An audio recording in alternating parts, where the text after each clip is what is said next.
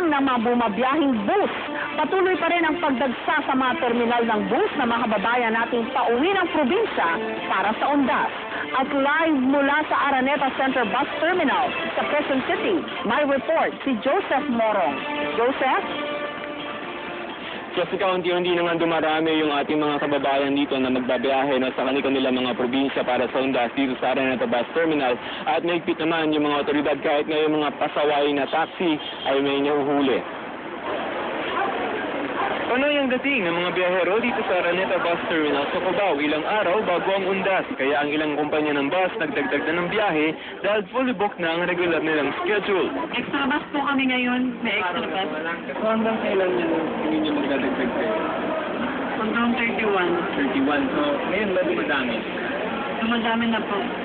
Ayon sa Land Transportation Franchising Regulatory Board o LTFRB, sapat daw ang bilang ng mga bus papuntang probinsya ngayong Undas. Pero para makasiguro, patuloy raw na maglalagay ng mga dagdag na bus ang LTFRB. Sa kasulukuyan daw, meron ng 240 na bus na nabigyan ng special permit. Maaari pa raw itong madagdagan kapag natapos ang checking ng iba pang bus companies na nag-apply. Dagdag pa ng LTFRB, hindi raw dapat magtaas sa pamasahe ang mga bus. Kung mahuhuli, tanggal ang prangkisa o pagmumultahin ng mga ito.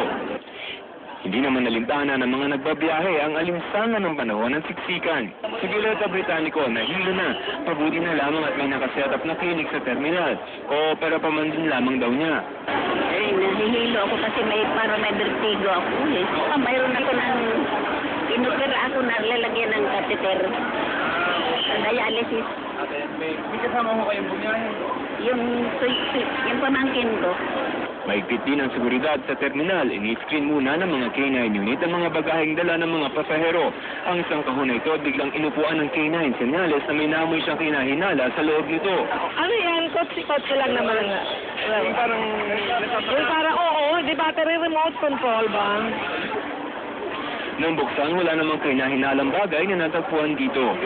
Ang nag-trigger po doon is yung battery po dahil may alkaline po yun na bawal yun. Opo. Hindi naman po bawal kasi meron pong halo yung battery na yun na chemical. At siya po nag-trigger para maamoy na aso.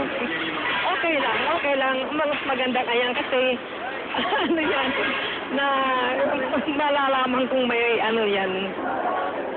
Yung mga help desk din ang iba't ibang sangay ng pamahalaan para sa mga may reklamo. Ang taxi na ito, huli ng tanggihang isakay ang isang pasahero. Ayaw po magsakay, nagre-refuse ng pasahero. Ayun. Ayaw po, bawal po.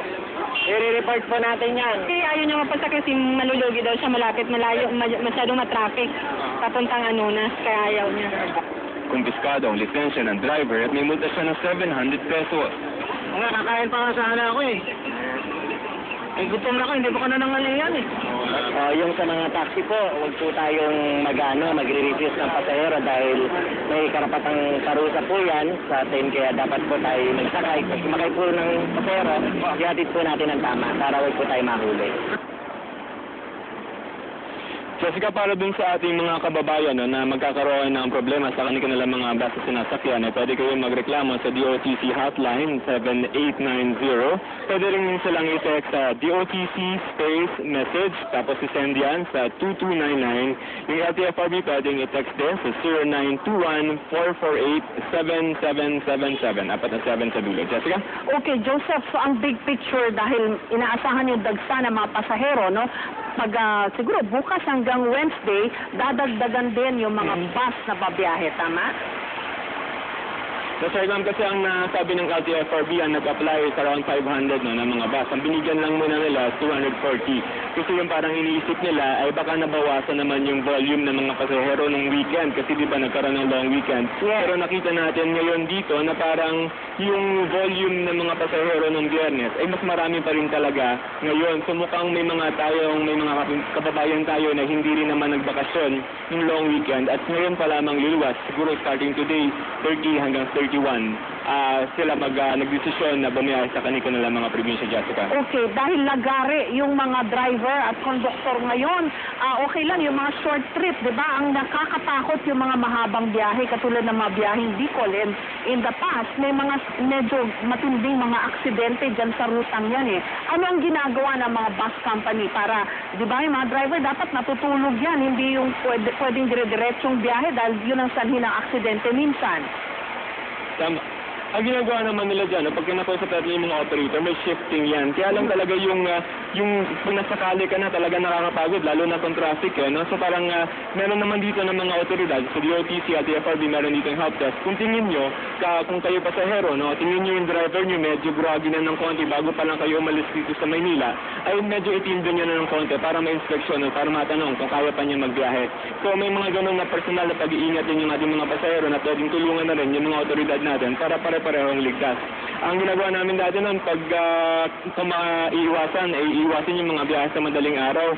Kasi usually doon inaantok yung mga driver, no? Kung kaya yung pang tanghali or at least bago maghapon, doon yung nasakali ka. Pero yung hindi makakaiwas ay timbro natin sa mga otoridad, may hindi ka nakikitang maayos kung sa inyo mga driver o doon sa bus, Jessica. Okay, pero ano bang patakaran, Joseph, dyan sa mga mahabang biyahe? Dapat yata may kasalitan yung driver, di ba? Dahil hindi naman talaga humanly possible yung pagkahaba-habang biyahe na iisa lang ang driver. Pero ang nangyayari, ma'am, kasi pag long trips, meron silang breaks along the way. Halimbawa sa Bicol, may tumitigil sa Lucena, o kaya meron pang probinsya after Lucena. Nandun sila nagpapahinga ng konti. Siguro mga 30 minutes or 1 hour, kakain ng konti o mag-CCR. So may mga breaks in between. Ang nararanasan natin kasi parang yung isang bus driver lang talaga yan at saka isang assistant, yung conductor, na sila yung magkasama sa isang bus. Kasi hindi na, siguro mahal magpatakbo ng isang bus company kung dalawang driver yung nasa loob ng bus, Jessica. Okay, I should have said humanly possible, hindi humanly possible. Maraming salamat, Joseph Morong.